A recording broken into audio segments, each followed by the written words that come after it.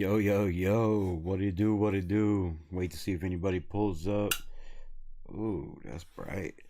I know it's a little late. Couldn't sleep. You know, a lot of stuff going on over the weekend. My man DC retires from the Saints. Will he be a Raider? We'll talk about that. We'll get into it here in a bit. Camp standouts. Man, seems to be a lot of rookies. 26 to be exact in camp. Who's gonna make the cut? Who's not gonna make the cut? A lot of impressive guys, man. If you haven't checked it out, go check out Vegas Sports Today. They show great content throughout camp, throughout the season, throughout the off season. So go check it out, watch some of the film if you haven't already. I've been very, very impressed with the way the workouts are going. They are putting these kids through the grind. Yeah, it's only a couple days, but they're seeing who can make it, who can't.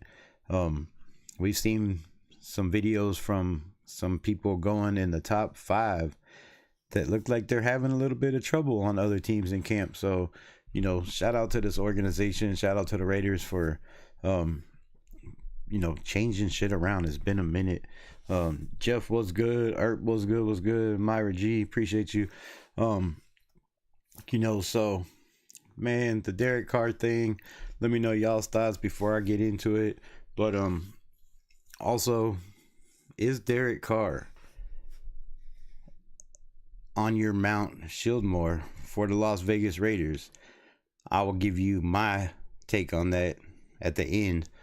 But man, there's a lot of Raider fans that I think are misconstrued about some of the players of old that they have on their Mount Rushmore. Now, I know if you're just throwing out Super Bowls, Jim Plunkett's got to be on there. Kenny Stabler's got to be on there. But if we're just going by stats alone and what they've done to the team, Derek Carr has to be in your top 4. I mean, there's just no way around it. So we'll break it down. We'll get into it. Pull up some stats here. Damn it, I thought I had it ready. I do not, but give me a second. Fuck. That's horrible. All right, let's try this again.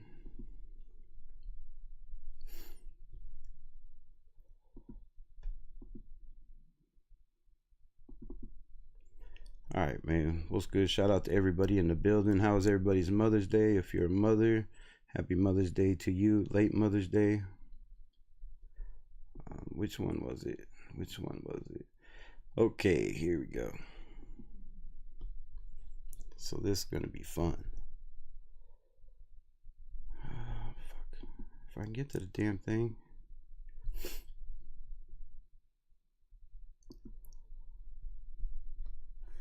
All right, so what can you see on here? So, top 15 Raider quarterbacks of all time. Now, this was made in 2020. Some of their stats are a little off, as we'll get into it. But I just want to give, some of the younger folks, even some of the older folks, we didn't have internet back in my day when I was growing up to break down all these stats and check out all this shit. If y'all can hear me, let me know. Make sure I'm not talking to myself. But shout out to everybody in the chat. Let me get to everybody before I start talking. Shout out to my guy Jeff. The Yerp Jers, what's good? Go check out both of their shows. Myra G, Raph in the building. My boy Dixon Cider, always. Smack Burner, what's good? Ray, what's good? Appreciate y'all pulling up. So, man, Kerry Collins. How many of y'all remember Kerry Collins? Let me get a Y in the chat. Or an N in the chat. I remember Kerry Collins very well. 7-20 as a Oakland Raider. Yeah, not very good stats, right? I don't know how much of this you can see. 7,254 yards, 41 touchdowns, 32 INTs with a 54.8 completion percentage and a 76.1 passer rating. I'm not going to break down all the shit they got to say. Next up, Vince Evans, kind of more of a backup, 2-5, 3,000 yards, 21 touchdowns, 21 interceptions, 75.4 passer rating. Next up on the list, Jason Campbell. I like Jason Campbell. I thought, kind of like DC, just didn't really have the team he needed. Was a little bit before his time, kind of in my opinion. But 11-7, not too bad. Yeah, all right, you can see that. 3,500 yards, 19 touchdowns, 12 interceptions, 84.4 passer rating, not bad. 59% completion rating. He is 11 on the list. Then we have Carson Palmer. Of course, that was the Al Davis guy, right? He could throw the ball down the field, just get speedy receivers, and we win football games. Well, it wasn't quite that easy. It wasn't quite that easy. 8-16, almost 7,000 yards, 35 tutties with 30 interceptions with the 83.5 passer rating. I'm not gonna read all this shit. Next up, Jay Schroeder. Man, I still got his autograph. The only autograph I have that didn't burn down in the fire, because I got it after the house fire, so thank God to that. I think it's the only autograph I own. 32-25, 10,000 yards, 66 tutties with 62 interceptions, 71.8 passer rating. Our quarterback room has just not been great. Then you have Mark Wilson, right? Overall record with the Raiders, 31-19. But when you look at his stats, 11,000, almost 12,000 yards. He put up 77 tutties with 86 fucking interceptions. Oh my, a 52.3 completion rating. And this probably looks bad, me breaking this down. It does not look good for the nation. So if you're not a Raiders fan and you're laughing, ha ha ha, yeah, whatever. 69 passer rating. Not very good. He is 8th on the list. Jeff George is 9th all-time on the list with a record of 7-16 with 5,000 yards, 33 tutties, 14 interceptions, 86.6 passer rating, 55.5 completions. My man, Jeff Hostetler, man, I love Jeff Hostetler when he was on the Raiders. Damn good quarterback. If we could have only got him, a couple years earlier. But 33-22. I don't know if that was with the Raiders, but 11,000 yards, 69 touchdowns with 49 interceptions, 82.1 passer rating. Next up, the great Tom Flores, right? Which almost everybody on the planet has on their Mount Rushmore for the Las Vegas Raiders. Well, if you take away the Super Bowls, the coaching, and you look at his quarterback, which we're talking quarterbacks Mount Rushmore, right? 30-30 with 3 ties. He had 11,000, almost 7, little over 11,500 yards, 92 touchdowns, 83 interceptions with a 49.4 completion percentage, 70.4 passer rating. Tom Flores wasn't an amazing quarterback. He finished the Raiders' career with the same amount of losses as wins, and his stats were unspectacular. Still, there are a couple of key points that earned him a lot of respect in the eyes of the franchise. And of course, being the coach, Super Bowls is why people have him on the Mount Rushmore, in my opinion. George Blanda. I don't know how many people I've seen have Mr. Blanda, which, shout out to my man George Blanda. But overall, record with the Raiders, 1-0? I don't think that's right. So like I said, some of these stats, I don't think this dude was 100% on. But 1,800 yards, 23 touchdowns, 18 interceptions? That's your Mount Rushmore? I'm just saying. But the man was known, as I recall, is he was a kicker also, wasn't he? So maybe that kind of where he comes in there. Number 5 all time on the list, which, like I said, we'll get into my Mount Rushmore. But Daryl LaMonica, you know, mostly AFL, 62-16 with 6 ties. Crazy. But only 16,000 yards, 148 touchdowns with 115 interceptions, 75.8 passer rating. There was a lot to like about Daryl LaMonica. Not only was he one of the Raiders' first truly outstanding quarterbacks, but he helped them secure 3 AFL titles before the merger with the NFL. And if you go back to AFL titles, well, shit, I think we stack up tops, right? So, well, they got him number 5. So, on their list, and remember, if you look at these numbers right here, and I'll show you his real numbers for the Raiders, but if you look at these numbers right here for the Raiders, they have him at 10,962 yards with 78 touchdowns to only 31 interceptions with a 60.8 completion percentage and a 87.3 passer rating.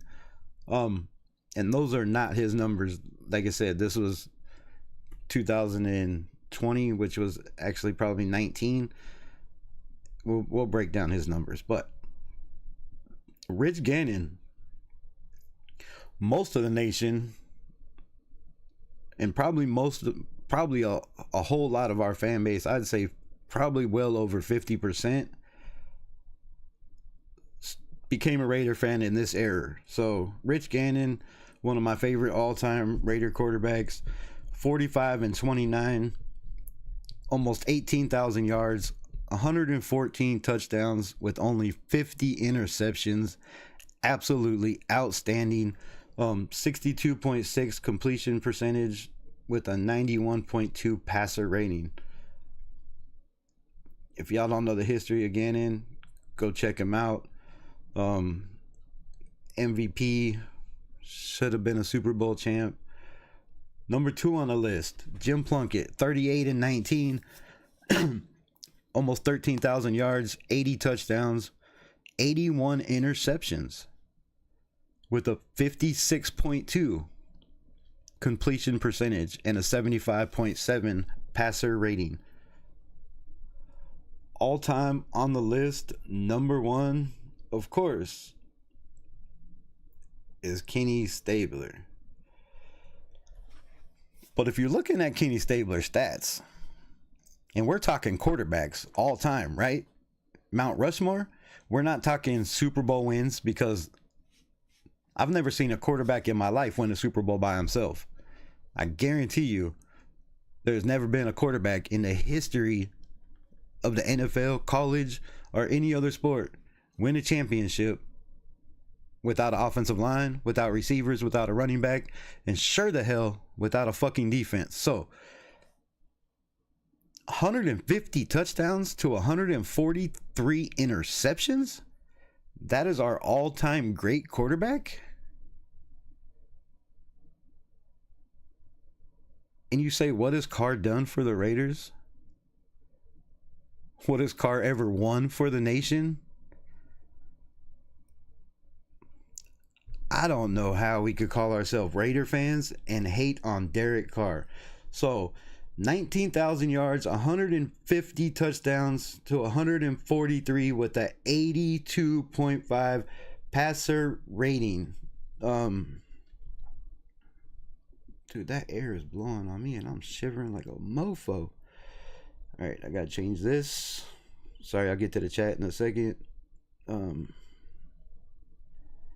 Got to find my other stats. All right, here we go. All right.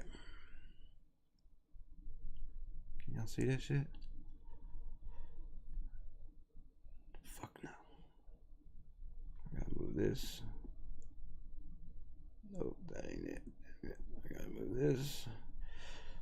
Shout out for the super chat. I just seen it. Hold on, give me a minute. Like I said, I'll get to everything. I'm just trying to pull this up real quick. Like, it's not working. Derek Carr. All right, this one. Move this over more. Can you see it? Fuck, I don't know what y'all can see. I don't know what y'all can see. Oh yeah, y'all can see it. All right. So Derek Carr, all he has done for the Raiders, for people that want to ask the question, what has Derek Carr done for the Raiders? Passing yards, 35,222. That is almost double every quarterback in the history of the the history of the Raiders franchise. Touchdowns, 217. What, I mean, I don't even know how many more that is than the closest guy, but it's a lot. 3,201 attempts. He also led the team to 63 wins as a starter and 33, I repeat, 33 game-winning drives. He accumulated, where was the other flipping stat I was trying to show? Oh, all right, here we go. So, wins as a starter, 63 games. Completion percentage, 64.6. Higher than everybody's on the list. Only 99 interceptions. 4 Pro Bowl nods.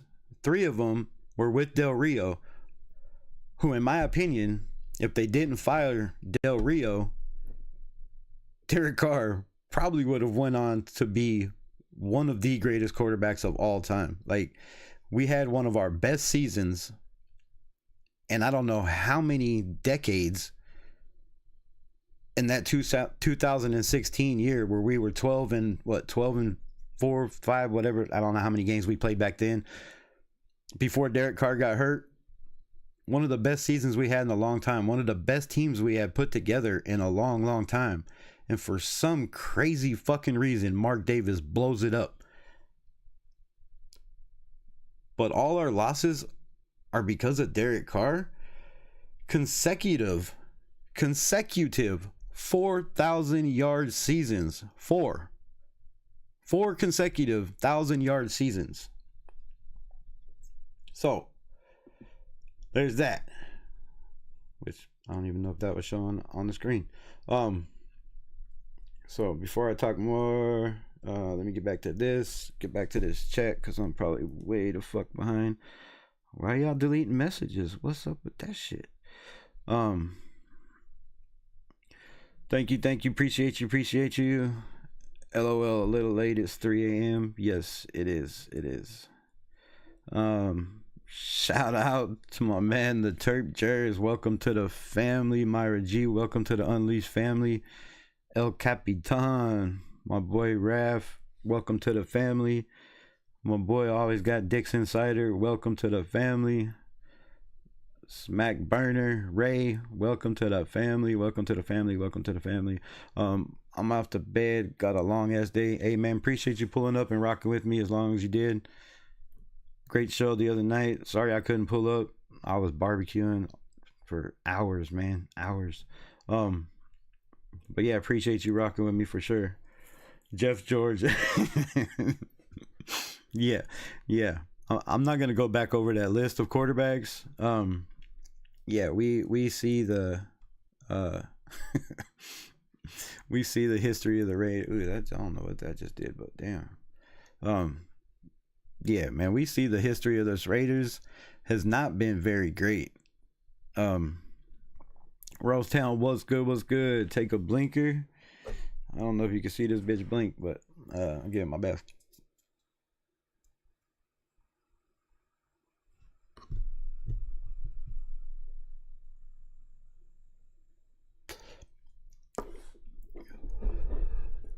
Lord have mercy. That's fruity. Super Bowl wins and playoffs, wins and stats. Hit those like buttons. For sure. Whew, that one hurt. But yeah, so I have a couple more things I wanted to pull up. I gotta go back to this scene because I can't put them all on there at once. It's just bullshit, so I gotta keep going back and changing them. But I believe it's this one.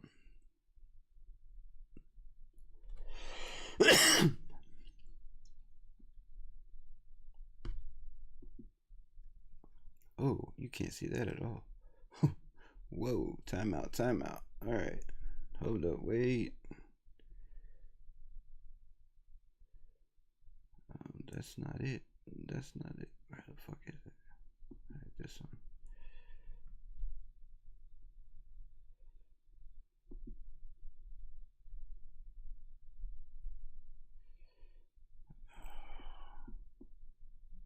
This needs to be way over here. Way over here, because you're gonna throw all my motherfucking ChatGPT shit.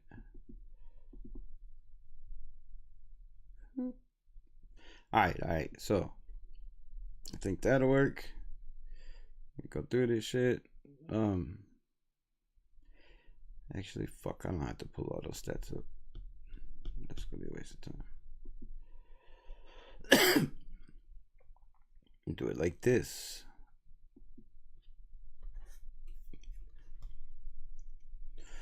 Alright, so we broke down all that shit. Derek Carr's passer rating. But let's go a little bit farther deep dive.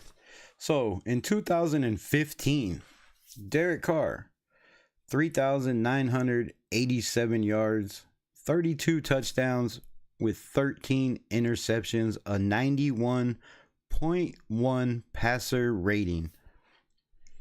2016, 3,937 yards, 28 touchdowns, only 6 interceptions with a 96.7 quarterback rating. 2017, another Pro Bowl year. 3,496 yards, 22 touchdowns, 13 interceptions, 86.4 quarterback rating. His other Pro Bowl year with Dick Daniels, Devontae Adams. All he did was throw for 3,522 yards, 24 touchdowns, 14 interceptions with an 86.3 passer rating.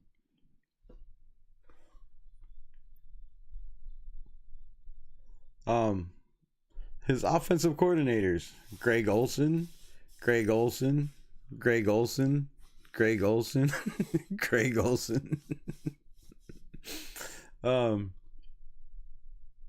Head coaches, of course, Dennis Allen, John Gruden, Jack Del Rio.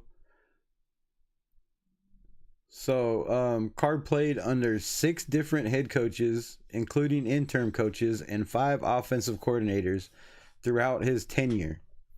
His ability to adapt to consistent coaching changes was a testament to his resilience. Now, you can say what you want about Tom Brady. You can say what you want about his rings. You can say what you want, about his character, about the team. But one thing you cannot say about many quarterbacks in the history of the NFL: same coach, same coordinator, fucking pretty much the same offensive line, same everything, not much changes, right? So it's not hard. In my opinion, it's way easier. I wouldn't say not hard. It's way easier to become one of the greatest of all time when you have a routine for 12, 15 years. The same thing, the same shit.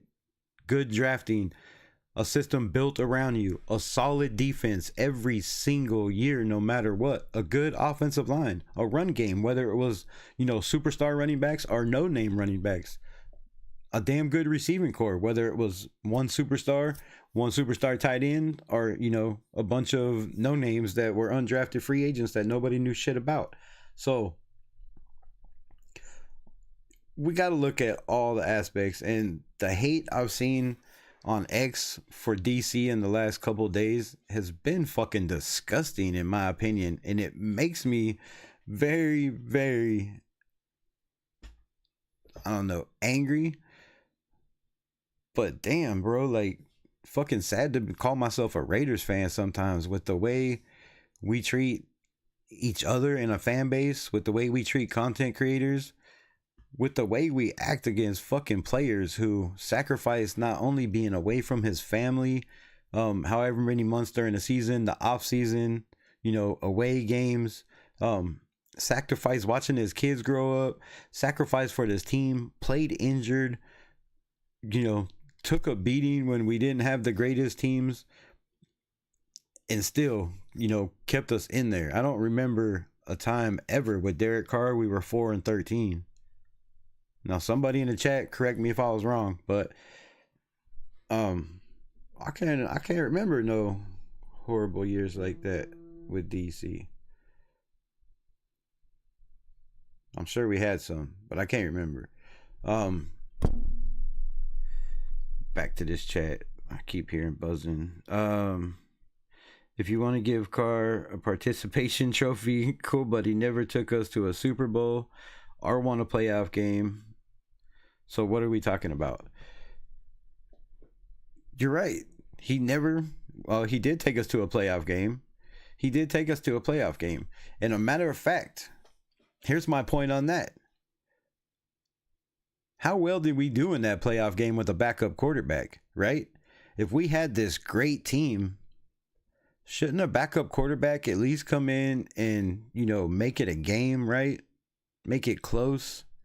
That just shows how much Derek Carr meant to this team in 2016 when he broke his leg on the field.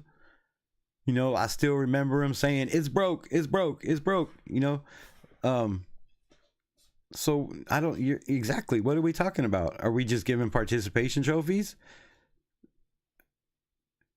Like, the dude took us to a playoff game, and if he didn't get hurt, we can't change the fact that he got hurt, that he broke his leg. Are we gonna say he's soft because he broke his leg? I don't know. In my opinion, the dude played his ass off for this team. We never had a top 20 defense, let alone a top 15 defense. When we did start to get a top 15 defense, they cut his ass. Other than that, when did we have a top 15 defense? We had a top 18, 19, or 20 defense in 2016. Maybe a little bit better than that, but it wasn't much better than that. It was in the 15s or 20s. That is the best defense he's ever had in the 9 years he was a Raider. What receivers did he have? When he had Amari Cooper, all he did was make the Pro Bowl.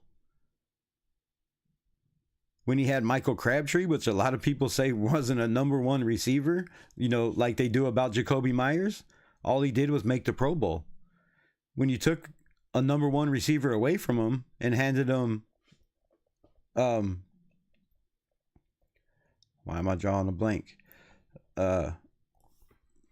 Geez, I can't think of any of his receivers, but, you know what I mean? So, I don't know. Yeah, you're right. You're 100% right. I'm not saying Derek Carr was perfect, but either are the Raiders, bro. Were you on when I just showed you, or did you just pop up? Did you see the list that I showed of all-time quarterbacks with the Raiders? That's how good we were. Were we ever a playoff caliber team? What quarterback in Derek Carr's era could have came and took this team to the playoffs? Do you think it's Tom Brady? Do you think Tom Brady would have been Tom Brady on the Raiders? Is that where we're going here? Because I don't understand. I don't understand the hate, bro. It's wild. Yes, he never won us a playoff game. He got hurt before the playoff game. When we made it to the playoffs, it was because our coach got fired, or quit, or resigned, and the interim coach, Rich Pasaccia, took us to the playoffs. That coach was not prepared for a playoff game. That was Derek Carr's fault.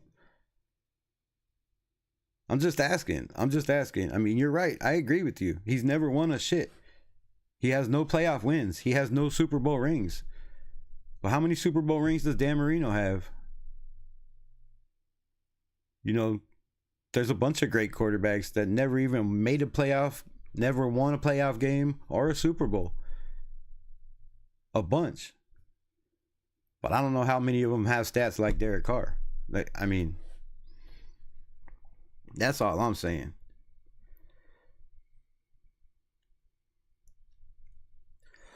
Shout out to all the new members. Chill Linus, what's good, what's good? Edward Morgan, welcome to the family. True Raider podcast. Appreciate y'all. So, I mean, yeah, like I said, I never said Derek Carr was perfect, but he is fourth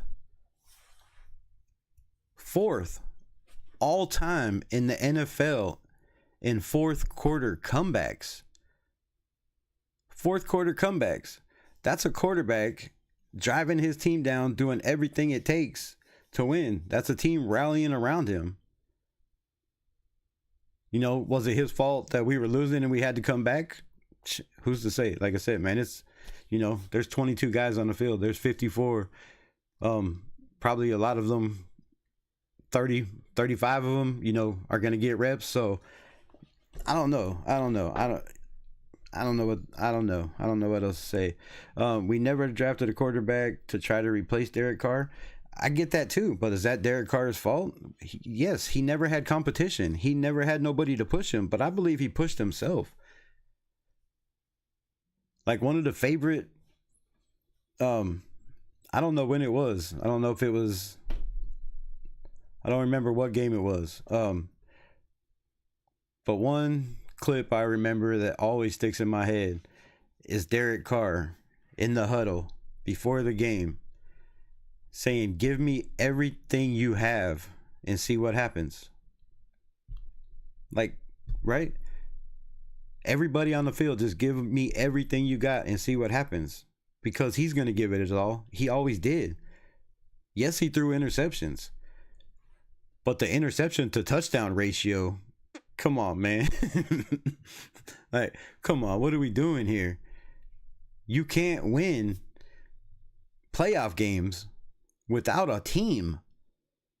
You can't win playoff games with a top 22 to 25 or 28 defense with a top, 18 or 19 offense.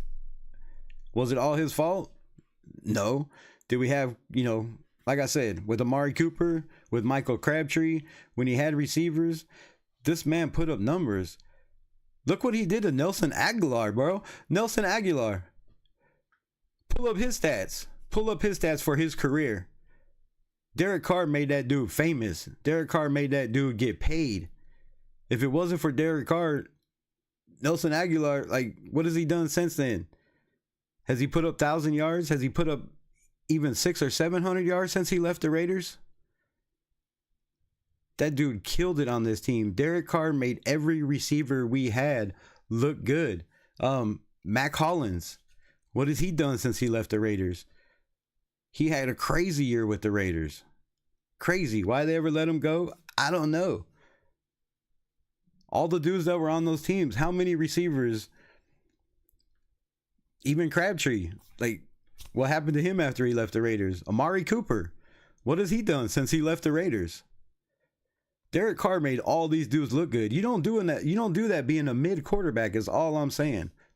All I'm saying. You don't put up those stats. You don't put up those numbers being mid. You don't have 4 consecutive 4,000. Name me one mid quarterback that had 4 consecutive 4,000 yard seasons. That made 3 consecutive Pro Bowls before they fired his head coach. What would Derek Carr have been if they would have kept Del Rio and not brought in Gruden? We had turned the team around. It had been a long, long time. It didn't happen again until Gannon and fucking Tim Brown and, you know, Jerry Rice and Charles Woodson came back and all of those dudes. Like, that was the only time we really had a team, and they blew that shit up. For what reason? But everybody wants to blame Derek Carr like it was Derek Carr's fault, man. That shit is just wild to me. What's good, Rebel? Late Night Live. Have a good show. Appreciate you, my guy. Yeah, I couldn't sleep, so I figured I'd pull up late. I don't know why my chat's not pulling up on here. Oh, it is on here. I just can't read it. Why is it not all of? Why is there two chats? Hold up. What is going on here? The fuck? Well, y'all could probably see that a little better now. I don't know what the hell is going on. Alright, so that's a little better. That's a little better. Him breaking his leg was the coach's fault. We were killing the Colts in the game. We should have been, he should have been taken out of the game after the injury. He was never the same. I agree 100%. I agree 100%. But a kid that was drafted in the second round did what not many quarterbacks in the second round, drafted in the second round, have done. I mean, this kid was a starter from day one. Came in, earned the job. 2015, like I said, Pro Bowl, almost 4,000 yards. 16, 4,000 yards. 2017, 4,000 yards. They bring in Devontae, finally give him a number one receiver again after many years of not having one. You know, Gruden gave him a tight end. Yes, he had a damn good tight end. And Waller had an amazing season too. Another shit, just another point to add to what I'm saying. Darren Waller, what was he before the Raiders? He had his greatest year ever. Another guy who came to Las Vegas, or came to Oakland, or came to LA, and had one of their best seasons ever with Derek Carr as quarterback. What did Darren Waller do when he go to the Giants? What is my man now? He's making rap videos in front of Allegiant Stadium.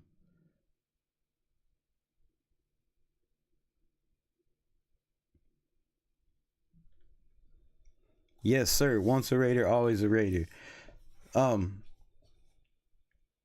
know, so that's all I'm saying. That's all I'm saying, bro. We once a Raider, always a Raider. He gave us 9 solid ass good years. Were we the years that the years that we wanted? Absolutely not. Because as a Raider fan, as all you Raider fans, we want playoffs. We want championships, right? We want Super Bowls. We want more rings. We don't want the 2 losses we have and the 5 Super Bowls, you know, we've been to with the 3 we've won, not to mention that all the AFL titles. Right? We want more. We deserve more. We deserve better. This is a historic franchise. But look at how many times they failed the draft. Since Derek Carr has been drafted in, 2014 was it? I do believe. With Khalil Mack and Gabe Jackson and all them. What have we done since then, bro? Who have we drafted since then? Josh Jacobs? What weapons has he had? What number one first round pick?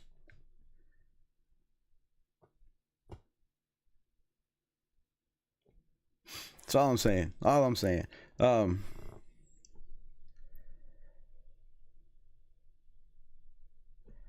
I just thought he wasn't the guy to elevate us to Super Bowl contention. I don't know, bro. I can't say that. I mean, you could feel that, and I don't disagree with you feeling that. There's a lot of Raider fans that, thought he wasn't the guy to take us to Super Bowl contention.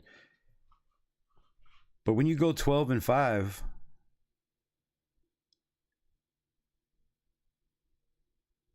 with not a great team, bro, not a great team like that. I mean, come on.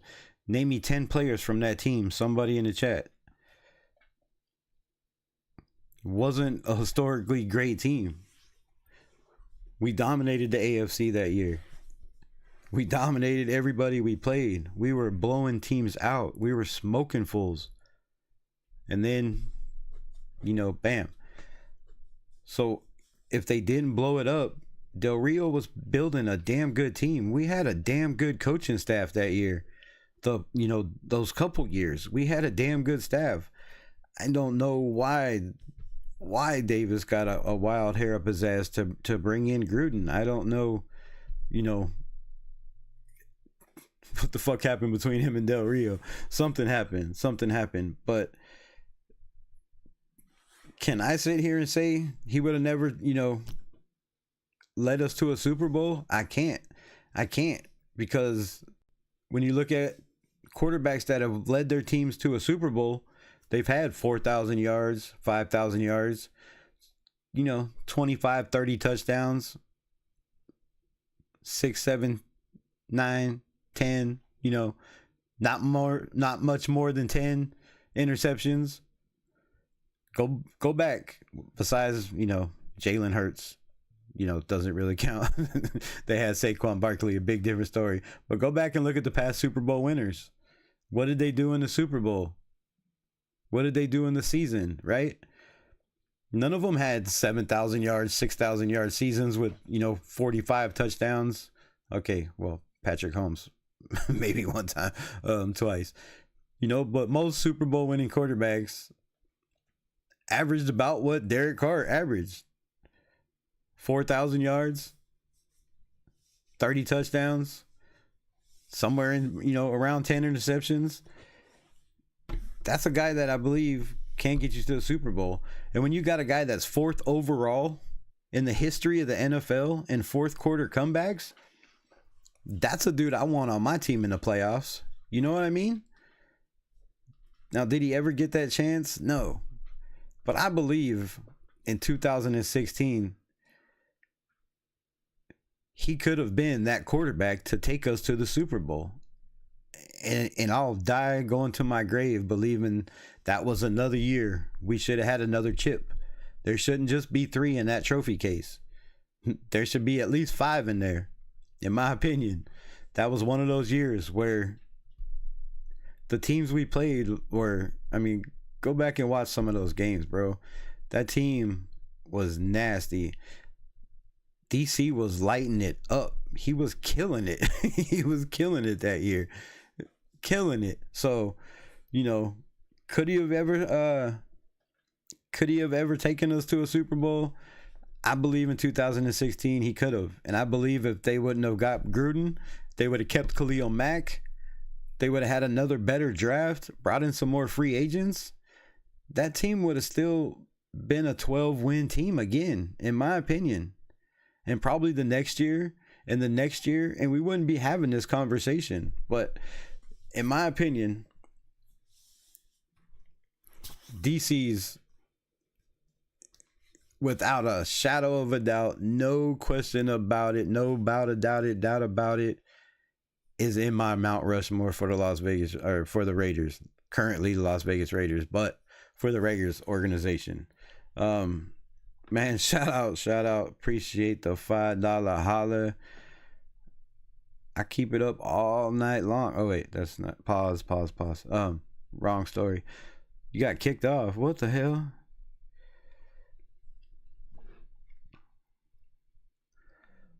What's good?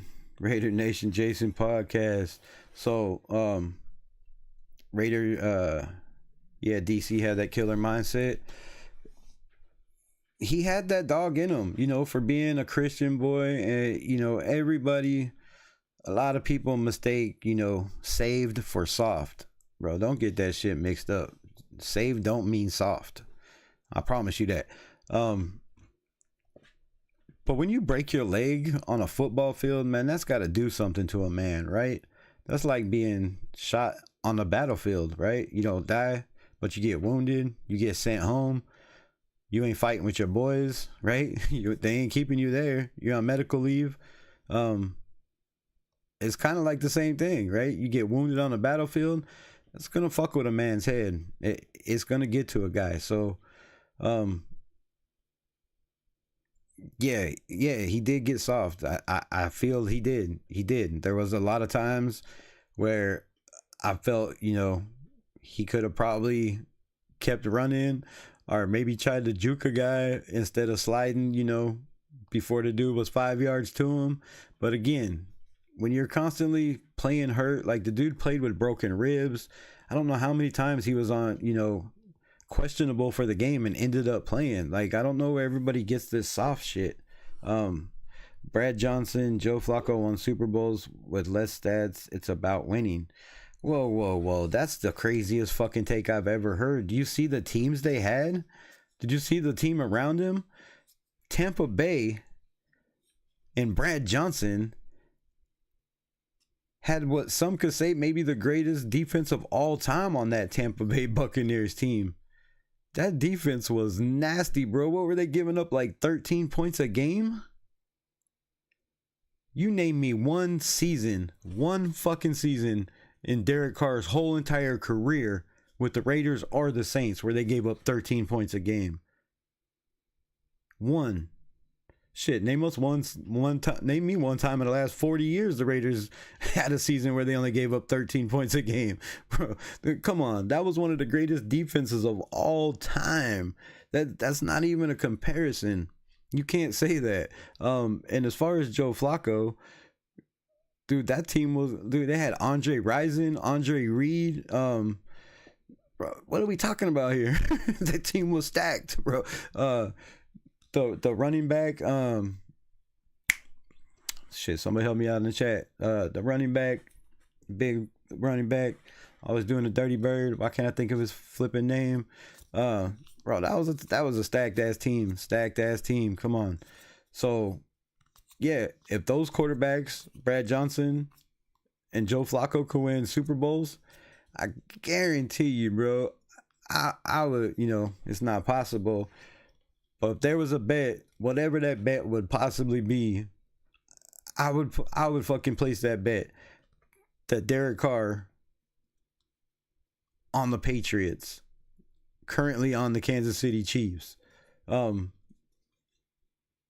Teams like that have been successful in the playoffs for, 10 years, 12, 15 years straight.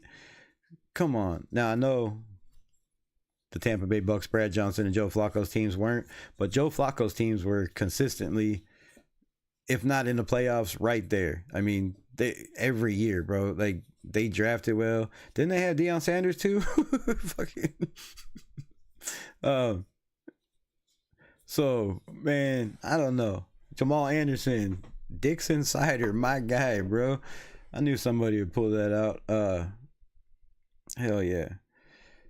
But yeah, Jamal, come on, man, bro, we're not on the same page here when we're talking about this. I'm not feeling this. I don't know. We showed the stats. We broke down the numbers. We showed you the greatest 15 quarterbacks in the history of the organization, and still it's about Super Bowl wins. Again, there is no quarterback on the face of the earth in the history of mankind that is going to win a Super Bowl on a shitty team. Come on, look, every quarterback in the history has had damn good teams. You don't make it to the Super Bowl, you don't make it to the playoffs having a mid team, a mid defense, a mid offense, a mid offensive line, mid linebacker room. You don't make the playoffs like that. It is a team sport. It has been a team sport since it started back in the AFL. Like, it takes not only the 22 guys on the field, but it takes the 54 guys, 53 guys, whatever the fuck the roster is now, in the locker room. It takes the 18 dudes on the practice squad. It takes every single coach, fucking towel boy, cart boy, water boy in the building to all be on the same page, to come together, and you gotta have, at least minimum 5 Pro Bowl type dudes on both sides of the ball. I mean, look at every team that's won. Look at how many Pro Bowlers did Philly have last year? How many Pro Bowlers did Kansas City have last year? The year before? The year before that? These teams don't make the Pro Bowl because they have one good quarterback. Josh Allen is a perfect example of that. Put Josh Allen on the Kansas City Chiefs. The fuck out of here, bro. Nobody's beating that team. Nobody's beating that team. It's the same. The same. Joe Burrow. look at Joe Burrow come in, made it to the Super Bowl right away. That team was a quarterback away. They put all their eggs in the same basket for years, trying to get back to the playoffs. They built a solid ass team. They drafted Joe Burrow. It was on. What have they done since then? He got a raise. He got paid all this money. They can't afford to pay offensive linemen. They can't afford to pay top number 1 defensive linemen. They can't afford to pay the number 1 linebacker, the number 1 safety, the number 1 corner. When you're paying your quarterback 10 times more than 5 guys put together on your team. We never really had that problem with Derek Carr. He was never the highest paid. He was never even the top 10 highest paid quarterback in the NFL as far as I can remember. So, the dude wasn't even the highest paid quarterback, and he still still gave it everything he had. Took pay cuts. Like, come on. Even when he's like, bro, I need more money. Everybody else is getting, 3-year, $500 million contracts. Dude's like, oh, okay, I'll resign for 160 for another 4 years. Like, come on, man. Joe Burrow almost did it. That's what I'm saying. It's the ultimate team sport, and Joe Burrow almost did it, but they had a damn good defense then. They had a damn good offense. They had players around them. Now, after the Super Bowl, they lost a lot of those players. Again, they put all their eggs in one basket. They got to the point where they were like, all we need is a quarterback, and we're there. And they got a quarterback in 2 years? They was there. So, look, it's a team sport. You got to have all the weapons around you. Derek Carr has never, ever, ever, ever had all the weapons around him. Never even had half the weapons around him. Again, his best player ever as a receiver was Devontae Adams for 2 years. Second best was Michael Crabtree, in my opinion. I mean, y'all could say what you want, but to me it was Crabtree.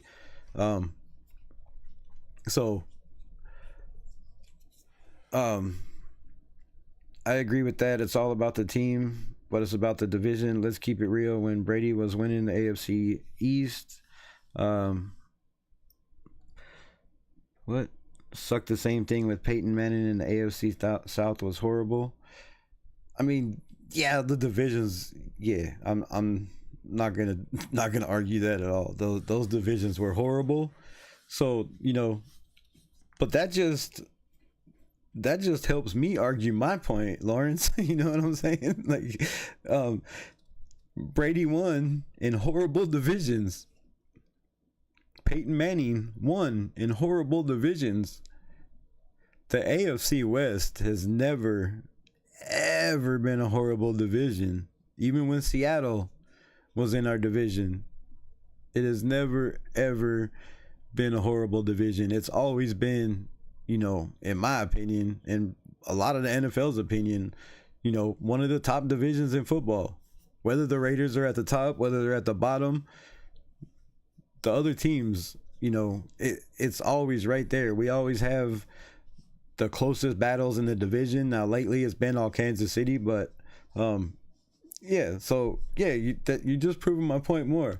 Peyton Manning, damn good team, bro. Marvin Harrison, fucking, come on, man. Another promise that I could easily say that I'd put fucking everything I own on is if you would have told me that Devontae Adams was the quarterback with DC for even another 2 years and they kept Derek Carr, bro, we would have made the playoffs the last 2 years. Come on. Stop. Stop. Even with Antonio Pierce, as bad as everybody wants to say he was, as bad as our offense was, if we had a quarterback like Derek Carr that can throw for 4,000 yards to a Jacoby Meyer and a Brock Bowers, bro, give Derek Carr. I guarantee you Derek Carr was over there crying when he got home saying, damn, and I know he had weapons. I'm not going to say he does not have weapons in New Orleans. Not what I'm saying. But I'm just saying, with the Raiders, if he had a Jacoby Myers, a Brock Bowers, and a Devontae Adams on the team, fucking stop, bro. We wouldn't even have to have a top 15 defense. We could probably have a 20 to 25 ranked defense and still make the playoffs. That dude threw for over 4,000 yards consecutive seasons with shit. Let's just break it down. Hold on, I don't want to keep talking shit. Yeah, the AFC was hot garbage before, right? Like, Brady owned that division. He had no competition in the division ever.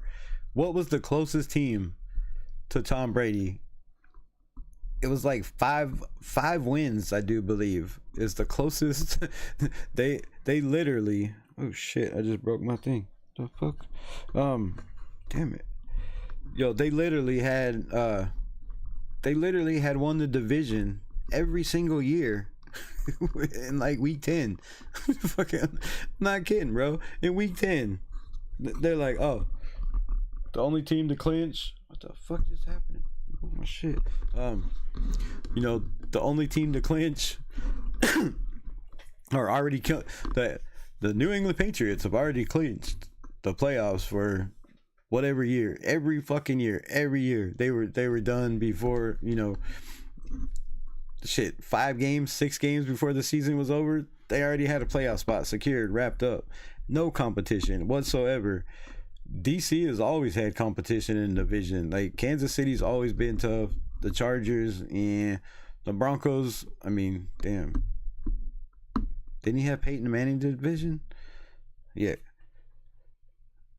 Coach sipping Jamba Juice. What's good? Been a minute, my guy. Well, you might be right about the AFC West. It's always been hard, but what happened to Carr and the Saints in 2023? I don't know. The NFC South was a tough division. The NFC South is a tough division. And what happened to Derek Carr in 2023?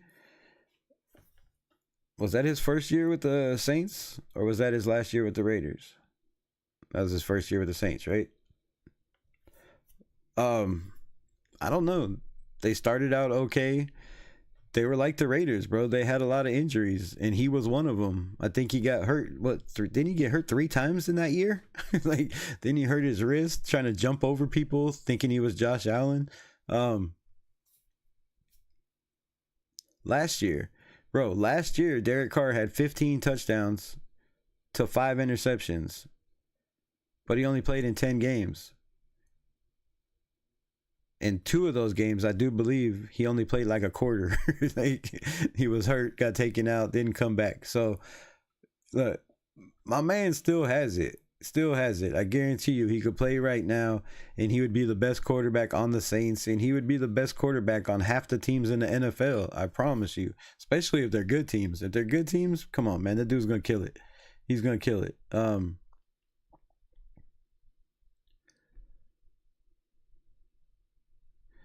No, it wasn't. Who's in the... What was the NFC South last year? Hold up. Let me get everybody's records last year. Oh, I was going to show George Blanda's stats. Oh, yeah. Let me just talk about this real quick since I pulled it up on the screen. So, George Blanda in the Mount Rushmore of quarterbacks for the Raiders. So he did pretty good in the AFL in 1967. He passed for... Oh, wait, nope, that wasn't a Raider. That wasn't a Raider. He passed for 285 yards. In 1968, he passed for 522 yards. In 1969, he passed for 73 yards. In 1970, he passed for 461 yards. And in 1971, he passed for 378 yards. That's a ouch. That's a lot of ouches. Touchdown to interceptions.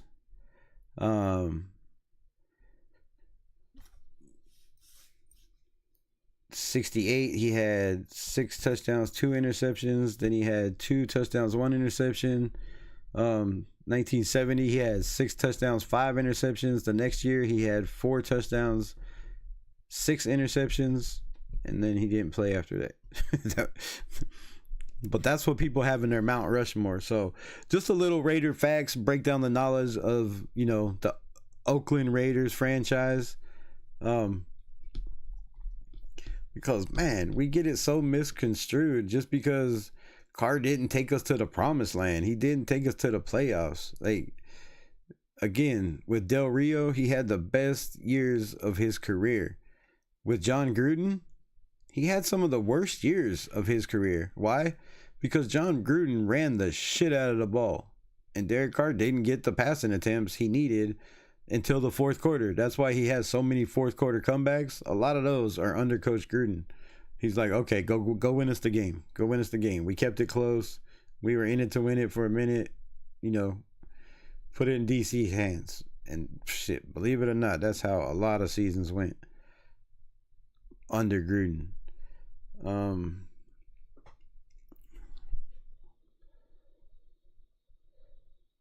Not last year, 2023. All right, 2023. Let me make sure I get that right. NFC South.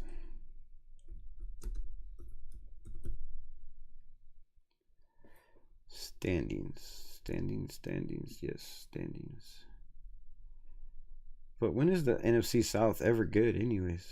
What are we talking about? Wait, what? All right, so in 2023, the Buccaneers were 9-8. The Saints were 9-8. The Falcons were 7-10. I mean, that's pretty competitive division, right? It's not the most competitive division. And the Panthers were 2-15. It's the Panthers though. And the Falcons. We're talking about the Falcons. Who was their the Falcons with Desmond Ridder, I do believe, right? Who was their quarterback? Who was their quarterback in 2023? But yeah, let's see what Carr's stats were 2023. Check that shit out.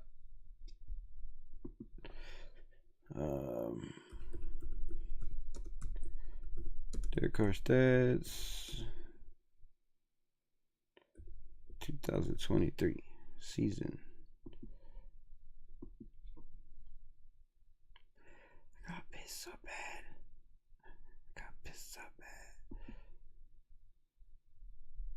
And I don't know by your question if you're maybe let's read yo brother, what's up? What's good? Saints were supposed to win the division with a way better record. They didn't, and they missed the playoffs. I agree, but isn't that the year the Tampa Bay Bucks got Baker Mayfield, and everybody was expecting the Bucks to be trash, but you know, Spytek and the rest of the staff over there had that team on fire. All right, 2023. So in 2023, Derek Carr had 375 attempts. 548 attempts, 375 completions with only a 68.4 completion percentage. He threw for 3,871 yards, averaging 7.1 a catch, an attempt, whatever.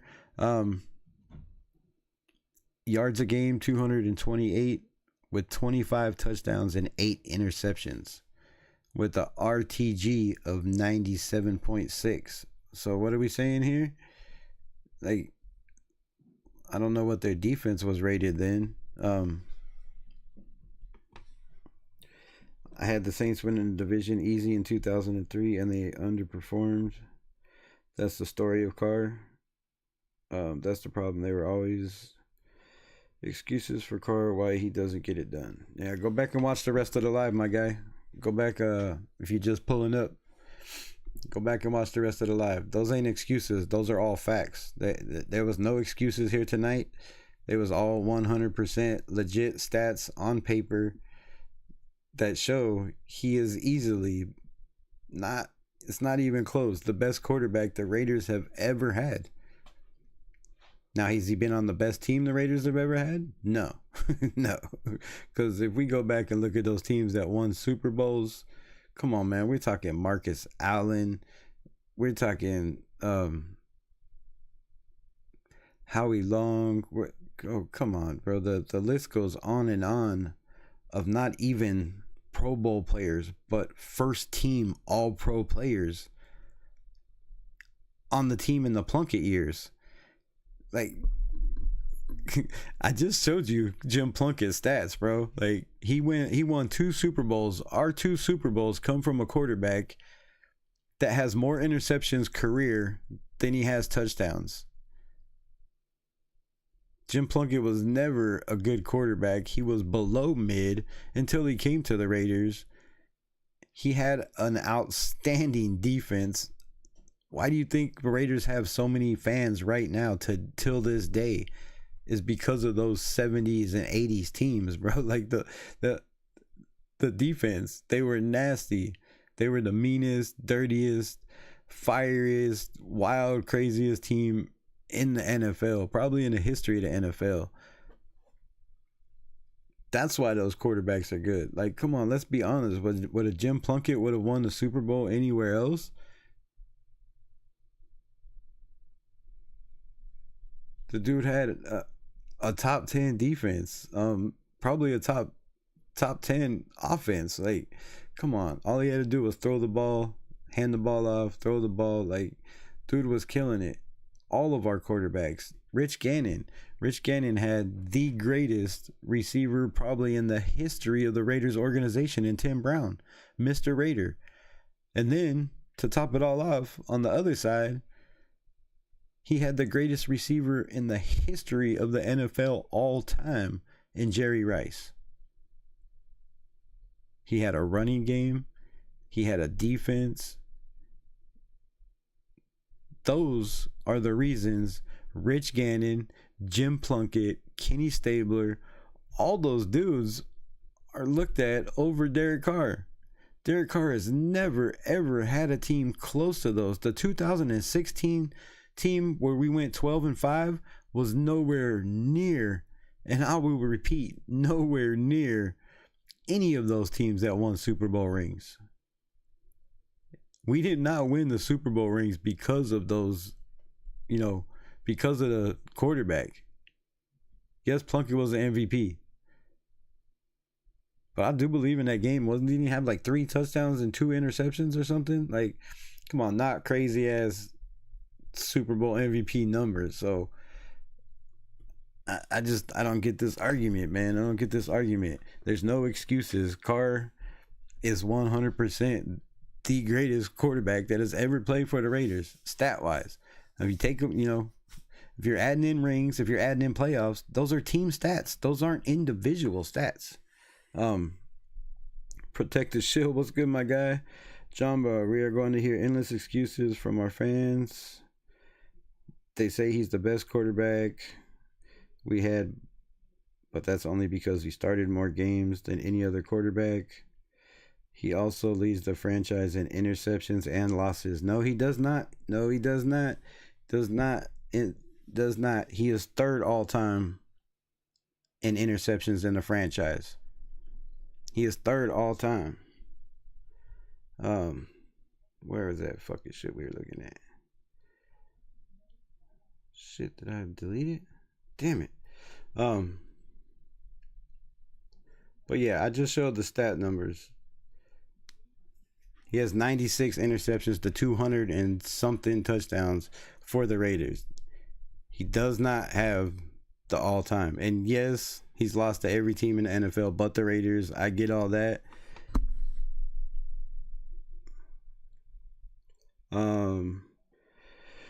You're going to find out what a great quarterback for the Raiders is.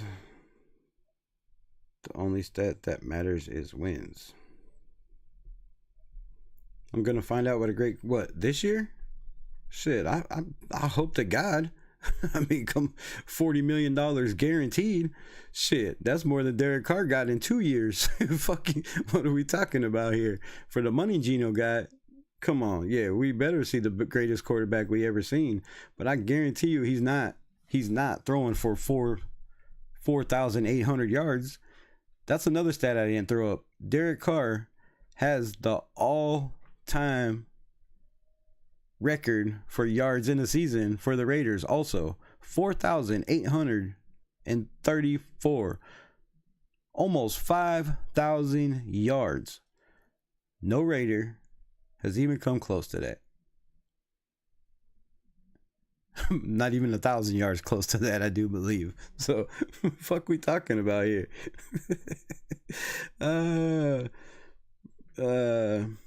Good, we don't need to win because of a quarterback. We simply need to win.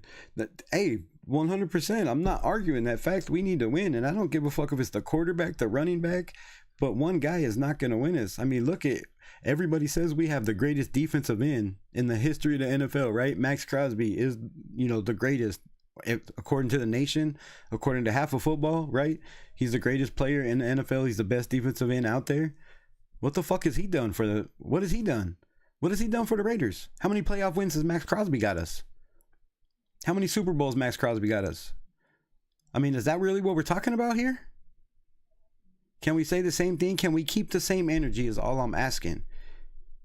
Look at Max Crosby's stats. They are through the roof. But has it equaled playoff wins? Has it? Because I don't believe Max Crosby was hurt when we made it to the playoffs. I believe did he play in that playoff game? With Bisaccia? Was he on the field? He helped us get there. We got there. That's all I'm saying. That's all I'm saying. That's all I'm saying.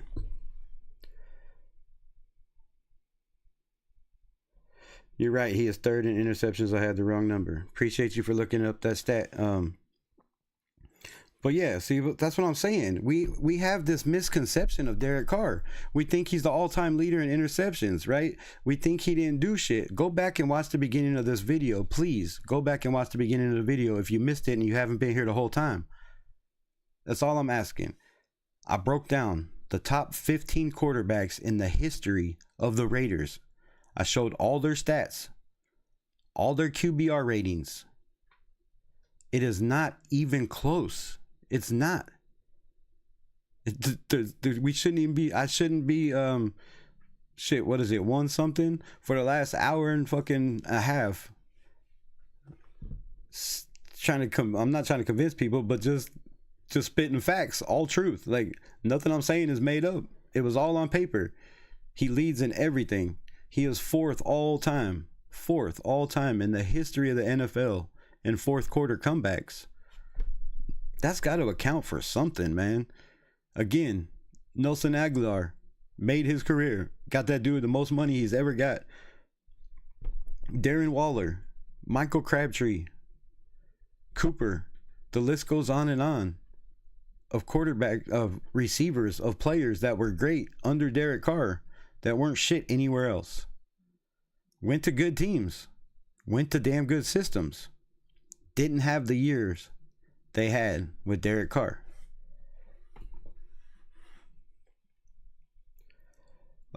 Exactly. Now we talking my language. That's what I'm talking about. Win, baby. Max don't touch the football every single play. No, but he's on the field 98% of the snaps. He's on the field more than the quarterback. If our offense sucks ass, right? And our defense is on the field most of the game, and our number one player is on the field 98% of the snaps, and he's not getting one forced fumble, one interception, maybe one sack, while our quarterback's throwing for 2 touchdowns and 300 yards. That's all I'm saying. He is the quarterback. He is the number one dude on the defense. He is the game changer. But he's not enough to change games to get us playoff wins. It's not enough for him, just him alone, to get us Super Bowl wins. It takes a collective team, bro. A collective team. That's all I'm saying. And you're right. Max Crosby does not touch the ball. But he has a chance to take the ball away every fucking time it gets snapped on the other side. All he got to do is get to the quarterback, which I know it's easier said than done. But I'm saying, like, we give Max all this credit. He don't have the stats Derek Carr has for the Raiders, bro. He's not number one in every single category as a defensive end. Derek Carr is as a quarterback. You know what I mean? So, Coach, we don't talk about that enough. Joe Alt manhandled Max. I'm not even getting into that. I'm not even getting into that. I'm just gonna skip that subject. I love my boy Max, bro, but come on. We don't even have to say be honest. It's on film, bro. It's on film. A rookie.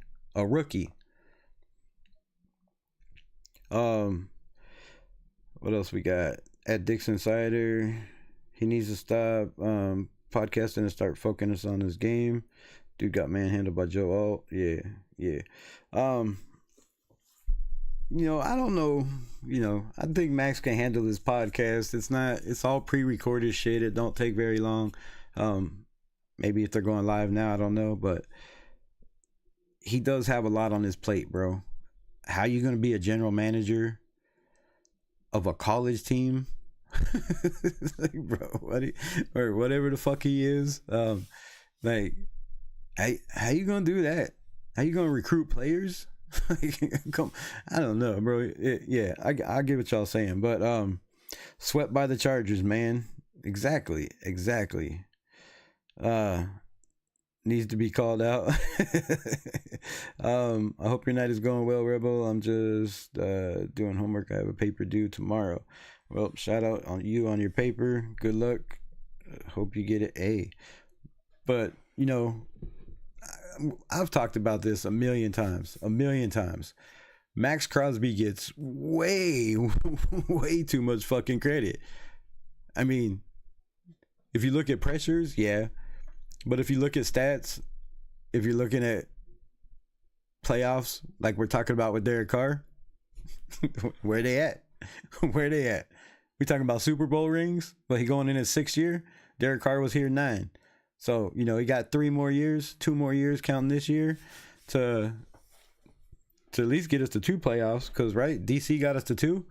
2016, he didn't play in it.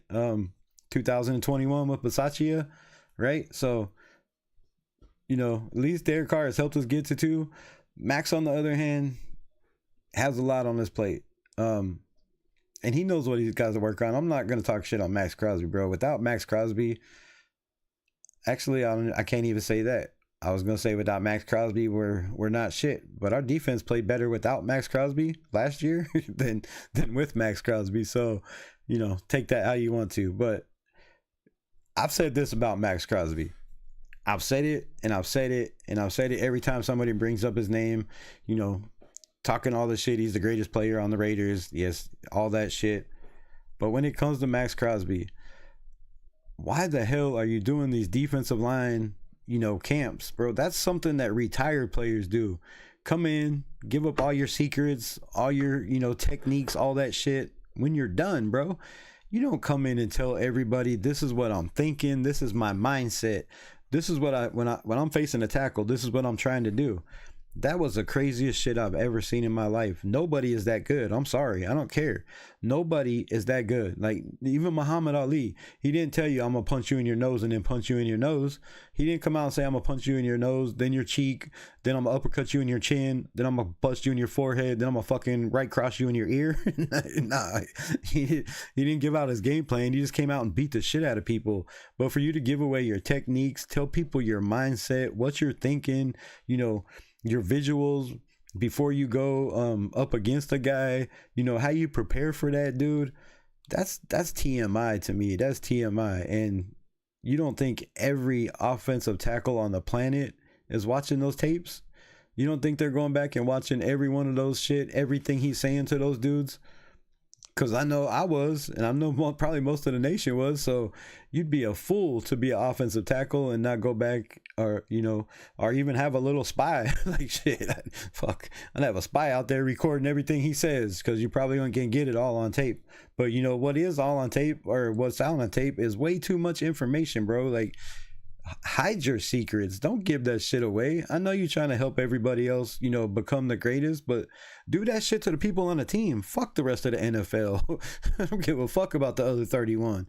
I only care about Raider Nation. So I think that is, you know, that shit irritates me, bro. And, you know, the camp again this year, you're making guys better, which, why would you want to make guys on other teams better? Like, that's something you do when you're a coach, bro. Like, not something you do when you're a player. You don't want to make the guys you're going up against better. Like, why would you want to make the guys rushing your quarterback better than what they are? That makes no sense. And every player in the NFL shows up to those camps. Like, shit, everybody wants to learn from Max Crosby. So to me, that's wild, bro. That's wild.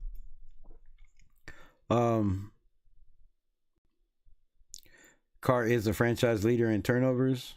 I think in turnovers, but that counts fumbles too, right? It's Von Miller camp. Max says that he helps take his game to the next level. I'm sure it does, but man, you could train with Von Miller in private and workouts, and I know he's going, you know, it's Von Miller's camp. But Von Miller's still in the league too, like, you know, so to me, that's just wild. You know, I'm not, you know, who am I to say shit about the great Max Crosby, right? I'm just a fucking Raider fan. But to me, it just makes no sense, bro. Like, you're out there,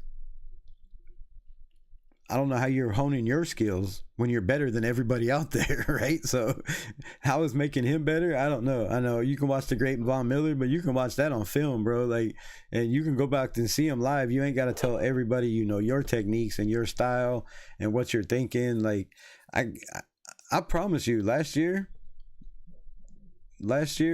there was a lot of offensive linemen that played way better against Max Crosby than they did the previous years. And a couple of them were in our division, obviously, because they play twice a year. But, you know, some of the teams that we ended up playing, you know, back to back, like the Steelers that we always play, bro, like, some of these offensive linemen seem like they got a little bit better when it comes to, you know, him showing like, oh, this and all this is fake and that's fake. And it's just like Derek Carr when he was with, you know, Coach Gruden, and it came out way too early, right? Way too early, that most of the huddle pre-snap shit is fake, right? It's all decoys.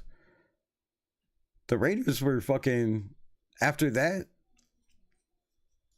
we weren't faking nobody out with pre-snap calls with the fake motions. But how many times did DC get people to jump off sides with his fake counts, or, you know, fake calls? How many times did he hand the ball off to Marshawn Lynch right up the middle for an 80-yard run, you know, when we're in a fucking trips right offense or some shit, dude's calling out of the play? So come on, man. Like, you don't give away your secrets. You don't tell people what makes you who you are. Like, that's just something you don't do. But other than that, you know, you're going to talk about Max. Max has been hurt every single year. You know, he plays hurt. He plays injured. He hasn't missed any games until last year, but he's still injured every single year. And he plays with that. So, I mean, I don't know how we could say, Max has done all this shit for the franchise and is the greatest player to ever walk the face of the earth when Derek Carr is garbage or mid. That shit's crazy. Just makes no sense. Manning had QB camps for NFL quarterbacks in attendance as well. I get that. But what I'm saying is, as a defensive lineman, you're working mostly one-on-one. Yes, you get double teamed. I get it. But mostly you're working one-on-one with a tackle, right? You're on the outside. That's your guy. Unless you go inside, I get it. Your guard, center. He does run stunts and shit. But most of the time, you're one-on-one with the guy. As a quarterback, you can make guys better by, showing them your footwork, showing them your arm technique. That's not going to help the defense. You know what I mean? That's not helping the defense knowing that you have good technique, or, you're showing other quarterbacks. You're telling every quarterback, this is how I read defenses. This is how I do shit. Those guys aren't going up against you. Those guys aren't, I guess they're going up against your team. I get that. But a lot of those guys in those camps were probably not starters. Most of those guys are backups, rookies coming into those camps. And it's a different style of technique. Like, you're giving away everything that you do to beat an offensive tackle. Peyton Manning is just running drills with guys pretty much. Like, he's getting guys better in their footwork, better in their hips, better at spinning their hips around when they're rolling out of the pocket, better on their mechanics, getting the ball out faster. To me, that's just a different style of teaching.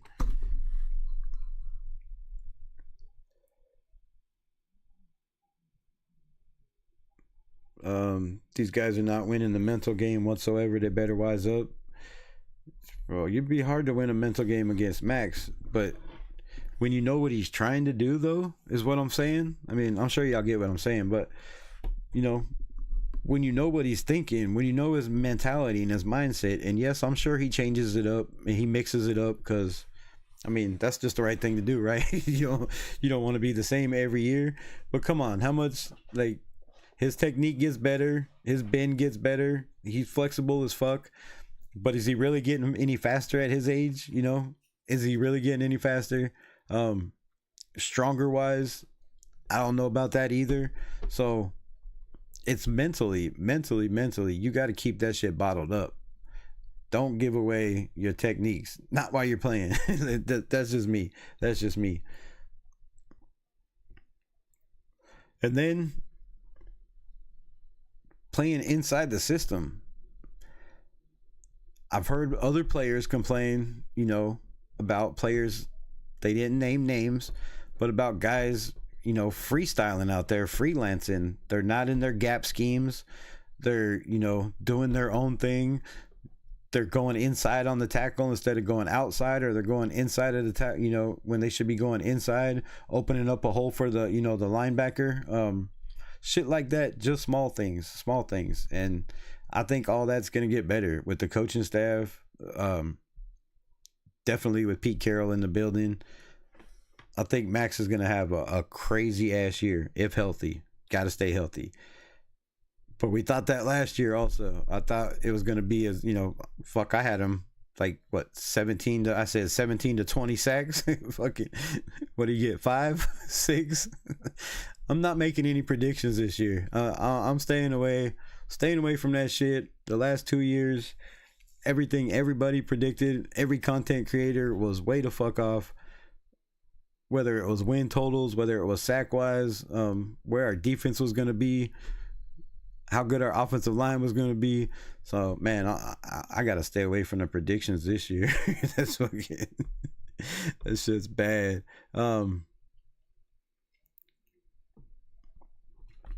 But yeah, so, man, that's my take on DC. Shout out to DC. And my Mount Rushmore is very simple. It's very, very simple. It's DC number 1. It's Rich Gannon number 2. And I know the stats ain't there. But come on, man. In the 3 years he was here, his stats are almost up there with the greatest. We're up there with the greatest. So no specific order. but it's definitely Derek Carr, Rich Gannon, Jim Plunkett, who is my all-time favorite quarterback. You know, that was the dude I grew up watching as a kid. That was the first Super Bowl I seen him win when I was 8 years old, was with Plunkett at the helm, you know, spinning the rock. So Plunkett's got to be in there. And then there's no way you can leave Daryl LaMonica off that list. 60 something wins to like 17 losses or some shit. Fuck, absolutely crazy, devastating, just amazing record, dude. Everything he did was crazy. But a lot of it was in the AFL. Not much was in the NFL, which was different league, different time. And a lot of these quarterbacks, you know, it was a different era. It was the beginning of football when some of these guys were the quarterback for the Raiders, right? It was when this shit was just starting out, getting off the ground. So you have to put LaMonica in there. So that's my four. It's Derek Carr, it's Plunkett, it's Gannon, and it's LaMonica. Yes, I left out Kenny Stabler. Again, when you have more interceptions than you have touchdowns, and I know it's about wins, right? Just win, baby. That's our motto. But again, you have to have a team to help win games. So that's where I'm leaving that. No Super Bowls involved, no playoffs, just stat-wise. Because to me, if we're talking to individual stats and accomplishments, you can't throw playoffs and Super Bowls in there for a quarterback. You can't do it by yourself. Again, it takes a team. So that's mine. Let me know y'all's 9 people rocking with me. Let me know, who is your Mount Rushmore for the Raiders? Let me know. I would definitely love to know. Also, do I have that pulled up? Fuck, I don't have nothing pulled up right.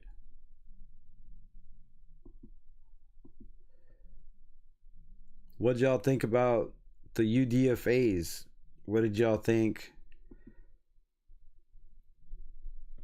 about our 6th overall pick in Ashton Jeanty, man? I'm not gonna stand up here and say I told you this, I told you that, but I did, and it was a lot of bragging on Ashton Jeanty. I know he hasn't played a snap. I know it doesn't mean shit, but his contract, let alone his contract, is proof of how the Raiders feel about this cat. You don't sign a man to a contract like that, give him almost all the money guaranteed up front, unless you really believe that this dude is franchise changing special. And then you just put on the tape. Again, shout out to Vegas Sports Today, and all the other, you know, guys out there putting out footage. But go watch film on this kid, man. His low center of gravity, his footwork, the speed and velocity of his spin move is fucking devastating. This dude should be a wrestler, bro. Like, he should be in a WWE or AEW or something, man. Like, this kid is, everything he says, the way he carries himself, everything about him so far out there on the field is just more and more impressive every day. And the Raiders, we got it right. Back to back. I'm gonna say it again. Back to back NFL drafts, we walked away with the best player in the draft, in my opinion. It's not even close. Brock Bauer, okay, well, JD5, maybe.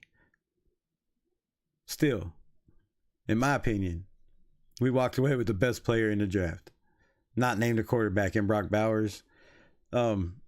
Easily, you know, you could say A2, right? A1 and A2, Brock Bowers and JD5. And then you come back the next year and you don't only fill a hole.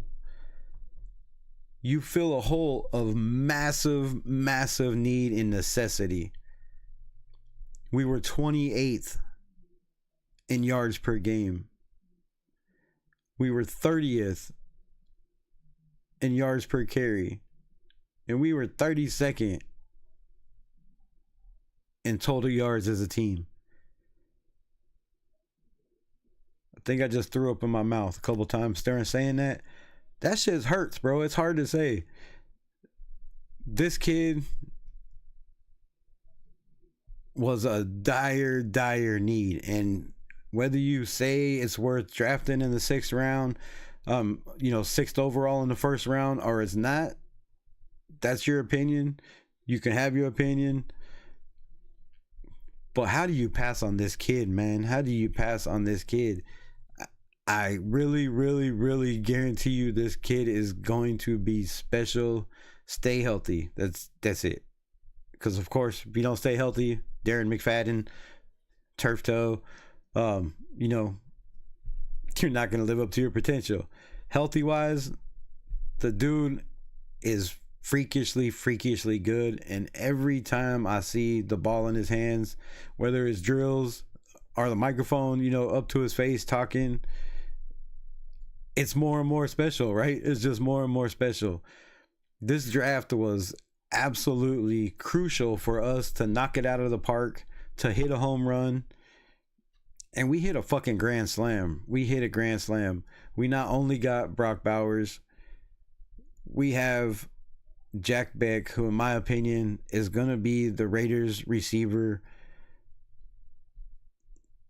10, 11, 12 years, Tim Brown style, whole career with the Raiders. That's what I'm hoping for this kid.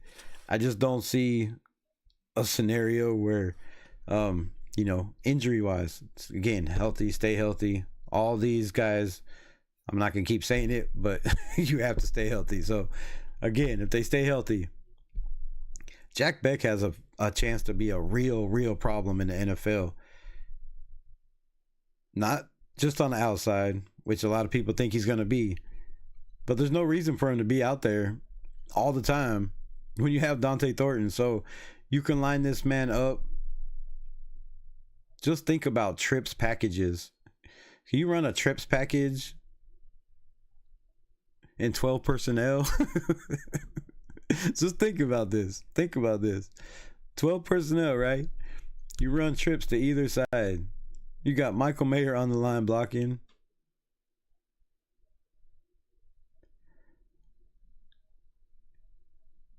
You got Jack Beck, Brock Bowers, a running back, a receiver, whoever you want to throw out there. That's scary. That is scary. Absolutely. The NFL should be fearing for their life. I'm serious. If Geno Smith can just be half the guy he was in Seattle, not turn the ball over, not do too much, this team is going to surprise some people, bro. They're going to surprise some people. And I know everybody's saying, I believe in Pete Carroll. I believe in Geno Smith. But we're going to win 4 games. We're going to win 6 games. What kind of belief do you have? How is that believing in Pete Carroll? How is that believing in Spytech? How is that belief in the organization that we're only going to win 2 more games than we won last year? With the weapons we have? With the running back that we didn't have? Our biggest hole last year? You could say it was the quarterback. I totally disagree. Yes, quarterback play was not great. No matter who was out there. I'm not going to argue that. Some look better than others. I will say that. Running back play? Come on. Our leading rusher had 420 yards. That is not for long. The NFL, when you have seasons like that. Somehow he got picked up in Miami. But this team, bro. 6 starters out on the defense last year. Not only do we have, 1, 2, 3, 4... Gotta count how many. 4, 5 of those starters back. But we also added some mean ass dudes that love to hit guys going over the middle. Where did we get beat last year? the year before that, the 15 years before that, over the middle. I can't remember how many times we have lost games, we have been ahead in games, and we give up 80-yard plays over the middle, 60-yard plays over the middle, a slant route to the house from the 5-yard line. That shit ain't happening no more. That shit ain't happening. You coming over the middle on this team, you better bring your fucking lunch and a hospital bag, because it's gonna be the last time, or you're gonna be having your head on a swivel, I promise you.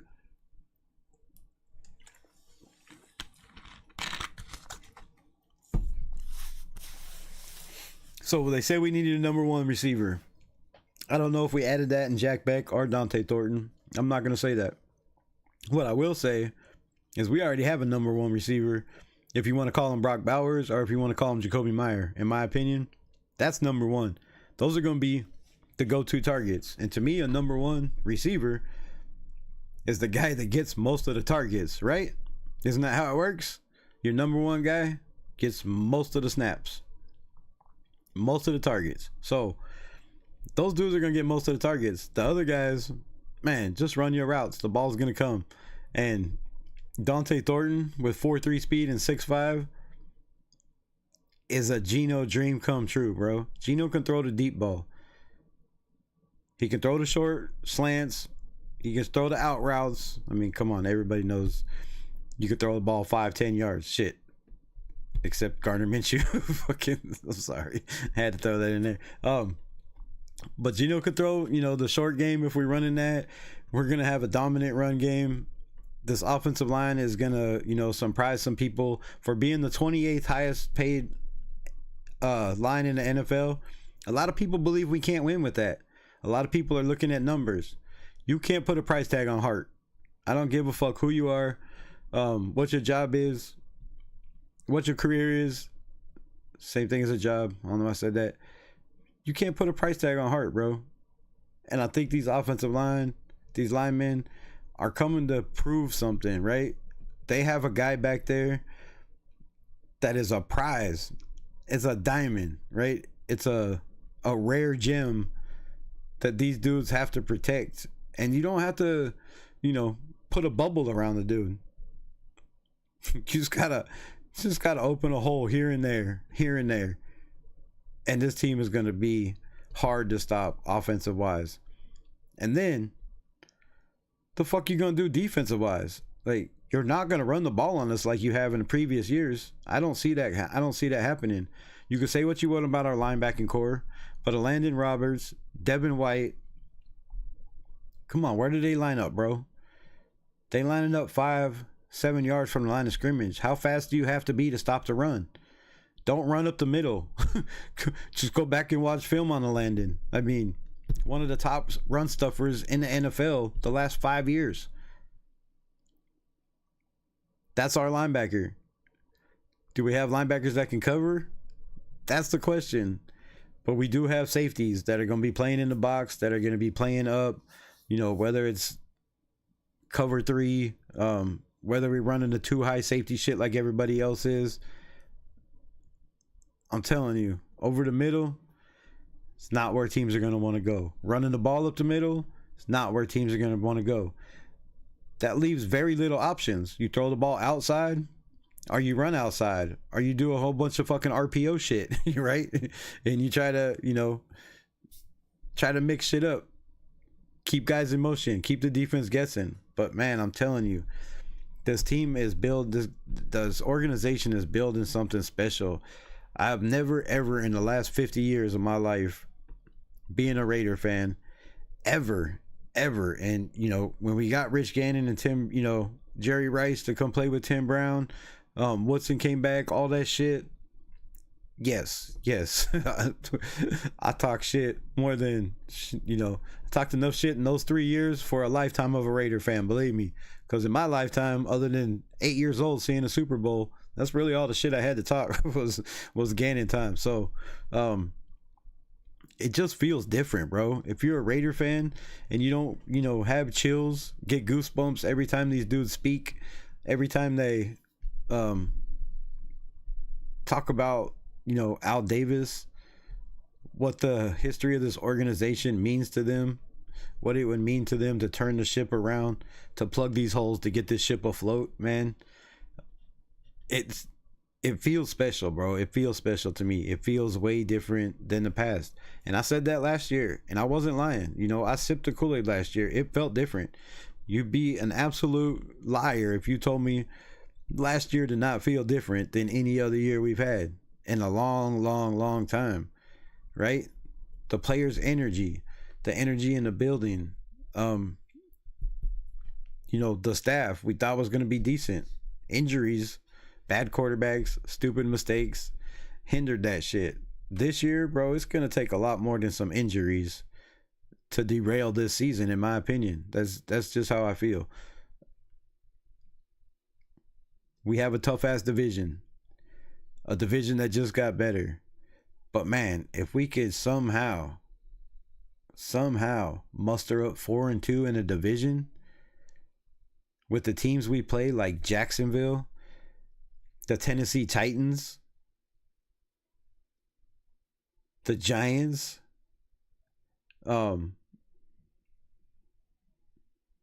who else? New England.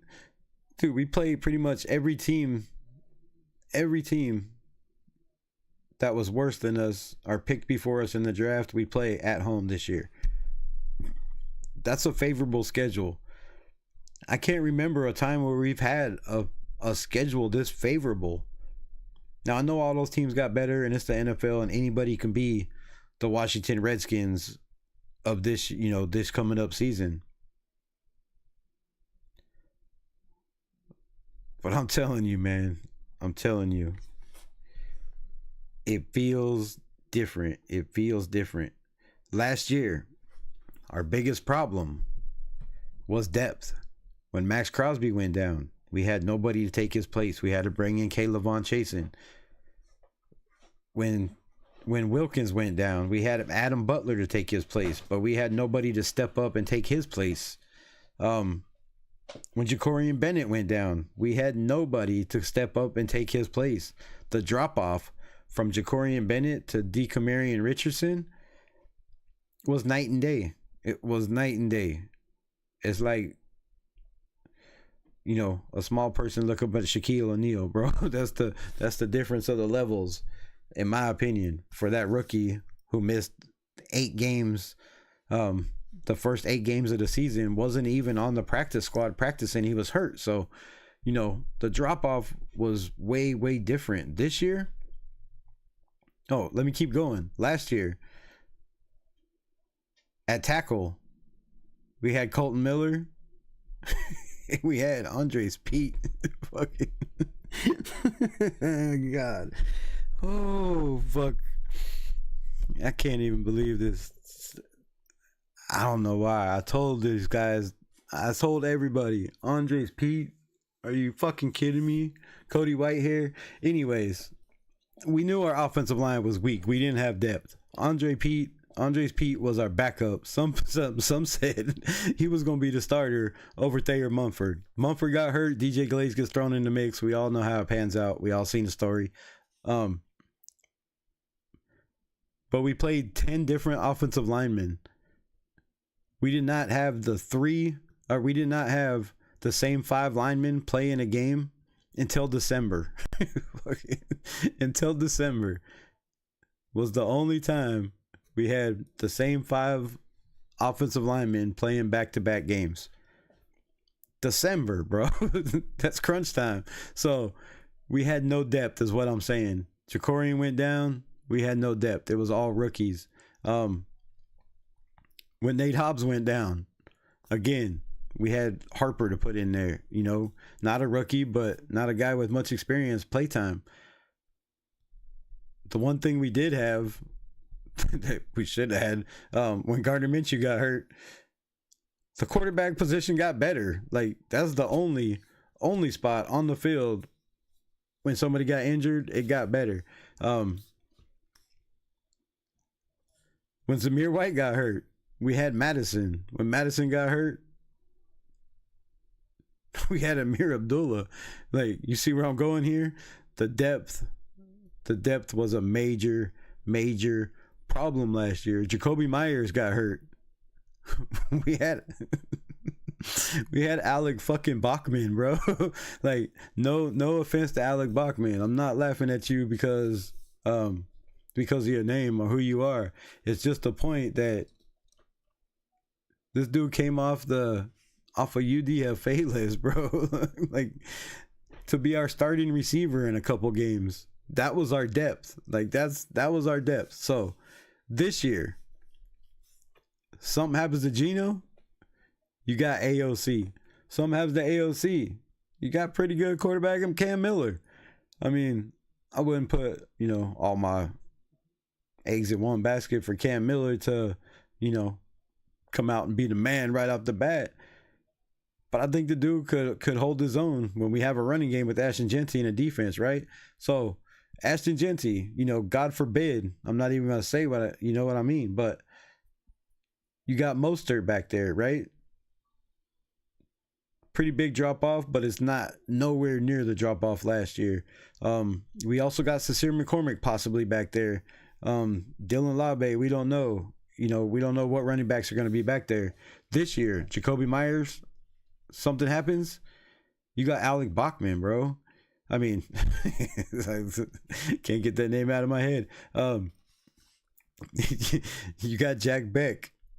If some, crazy chance something happens to, I'm not even saying his name. The TE position, you got Michael Mayer behind him. If something happens to Colt Miller, probably don't want to put him out there, but you got Charles Grant. You have Caleb Rogers. There's options, right? Something happens to DJ Glaze, you got the same guys I named. Something happens to one of our guards. We have 4, 5, 6 guards that are going to be keep competing for this spot. So my point is, we have depth. We have depth this year. If something happens to one of our corners, shit, we have 13 on the roster, I think, right now, or 14 corners. They're not going to all make the team, of course, but they're on the books. So we have depth. We have depth at a lot of positions we didn't have last year. We have this year. So we have depth. We have a coach that's been there, done that not only has the blueprint to win, but he has a blueprint to get to the Super Bowl, because he's got there not once but twice. He also has a blueprint to winning championships, because he's done it not once but twice in college football also. And then you have an offensive coordinator who has done the same thing. Won chips, right? And now all he has to do is scheme for defenses. I know a team last year that took a chance and hired an offensive coordinator that didn't have the greatest head coaching tenured over there in Arizona, right? Right? He was supposed to be our offensive coordinator. Instead, he goes to Washington. Former head coach becomes offensive coordinator. 3 former head coaches on the staff. They turn Jaden Daniels into a fucking machine. Not the way better than the player he was in college. Come on, the kid didn't take sacks. His worst statistic in college was under pressure, turning the ball over, taking sacks. In the NFL, his best attribute was throwing the ball under pressure, not taking sacks. So they turned that shit around night and day. All I'm saying is, when you get an experienced coaching staff, not just a guy off the street that played linebacker and won a Super Bowl, but an experienced coaching staff with a blueprint, with the plans to win, that's been there, that done that, it's different. It's different. It's different. Pete Carroll has never come in to an organization and lost his first year, I do believe. I think he's been over 500 pretty much his whole entire career. And people are saying we're only going to win 2 more games than we won last year. Come on, just the energy alone Pete Carroll brings to this franchise, brings to the locker room, brings to the practice squad, brings to the airplane, to the, on the way to games, in the locker room, in the halftime, pregame warmups, man. People want to win for this dude. They want this dude to go out on top, and everybody in the building wants the same thing, right? They want to see Max make the playoffs. They want to see this team make the playoffs. They want to see this franchise get back on top and be what we used to be. And I believe we're right there, bro. Right there. Like, right there. We got the quarterback. We got the running back. We have the defensive line. Defensive line is going to be nasty. Have y'all seen Tonka? Have y'all seen Tonka Hemingway? I'm just asking. This dude is... Man. I love you, Adam Butler. But you got your work cut out for you this year. I love you, Jonah Lalu. One of my favorite play. He became one of my favorite players last year. Dude is fiery. I love the way he plays. But bro, you got your work cut out for you. Tyree Wilson, 7th overall pick, 1st round of the NFL draft. Bro, you got big heights to reach this year, man. And I could see a scenario where if he does not, he doesn't make it through this year. Now, I'm rooting for the dude, and I still think, he has a chance to be special. Coming off the injuries and all that shit. But the guys behind you, bro. Ja Joyner. Oh, shit. What's the other kid? Damn it.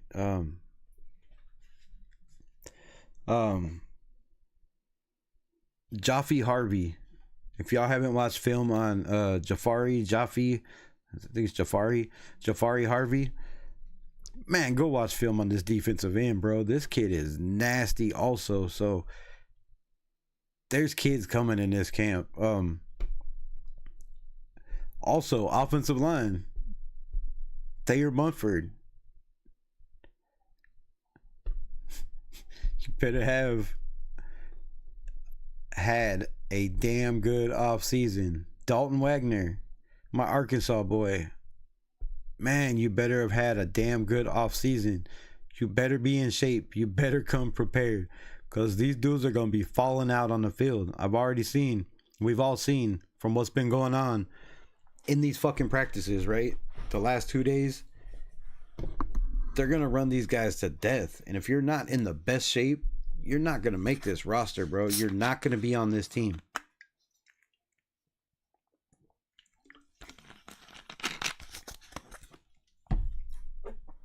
So if any Raider players watch this shit, I'm telling y'all already know you're in the building. We're not.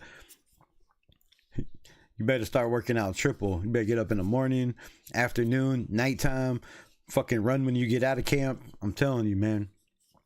This is going to be one of the most competitive clubs in the NFL. Everybody in this camp is fiery. We have 26 players signed to the roster, not just brought in to compete, signed. They are signed. Now, they could get cut, they can get released. Most of them probably 1 year, small ass deals. 1 year, whatever, $1 million, couple $100,000, but the moral of the story is there's only 53 players on the NFL roster, yo. We brought in 26 guys and signed them. That's over half the roster. Now, I know all these guys ain't gonna make it, but there's a lot of guys that will, which means there's a lot of veterans. Amari Burney, Dylan Parham, Munford, Harper on the defense, guys that were just drafted not by this regime, Tommy Eichenberg, Dylan Labe. The list goes on and on of guys that were here last year, might not be here this year, man. I'm telling you. Tonka Hemingway, if that dude is not in the rotation day one, I might have to stop doing YouTube. I'm just saying. This fucking guy is talent, bro. And he's got that dog in him. JJ Pegues, say what you want about the man. Whether it's fullback, whether it's special teams, wherever it's at, he's getting playtime this year, bro. He's getting a lot of playtime. I see that dude being on the grass an awful lot.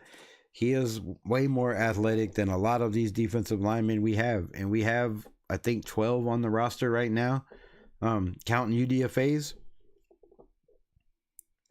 A lot. So I'm seeing a whole new roster come June, which June is a month away, bro, right? We're already in May. So come June 8th, look for a lot of these players to be wearing different colors very, very soon, man, is all I'm saying. But I'm gonna get the fuck out of here. I love y'all. Appreciate you pulling up, rocking with your guy, Unleashing Addiction. Shout out to another $1.99 sticker. I'm number one. Appreciate you. I was about to say Alec right? Right? Kingsbury, I'm telling you, when you put offensive coordinators that used to be head coaches, guys that ran a team, that built the system, that put right players in the system, that had to do, all that shit a head coach does. And then you get all of those tasks cut down to like a third. And all you have to do is scheme against 17 teams in the NFL for a couple months with weapons like Brock Bowers, Jack Beck, Dante Thornton, Trey Tucker. Come on, stop. Jacoby Myers, Michael Mayer, Ashton Genty. Why does it sound like I'm naming a Pro Bowl team? None of these guys have even played or done anything yet. Damn. It's been a minute since we've had weapons like this. It's been well over a minute. We talked about Derek Carr. He never, ever had any weapons like this. I've heard the talk. Geno is better than Derek Carr. Stop the caps. Geno has never been better than Derek Carr. He has never had one season better than Derek Carr. He has never made it to the playoffs himself, but one time they got their ass whooped. I'm not blaming him. It's a game. It's 53 players and a coaching staff. All I'm saying is, with these weapons, if Geno doesn't have 4,000 yards plus with 25 plus touchdowns and hopefully under the 15 interceptions he had last year, are we going to keep the same energy with Geno as we do with Derek Carr? That's all I'm saying. If we're going to hate on players, just keep the same energy with all of them. I might not do the same all the time, but I try my ass off to keep the same energy and stand on business on everything I fucking speak on. And if I don't, call me out on that shit and we'll work it out. But I'm telling you, this is a way different team, man. We got rid of guys that have been in the building. I'm not going to say holding the organization back, but I think we're way too fucking comfortable, sitting up there in their fancy ass desk, overlooking the strip, overlooking Oakland, overlooking California.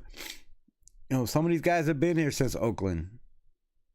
Some of the guys, have probably been there, since Al Davis started this shit. Like, there was a lot of people in the building, in this organization, that I felt weren't doing their jobs. Like, when it came to recruiting, before we got to Vegas, when it came to the financial aspects, when it came to free agency, when it came to developing players, when it came to keeping players that you develop and not let them go instead of fucking paying them, I thought it's been bad, bro. It's been really, really bad.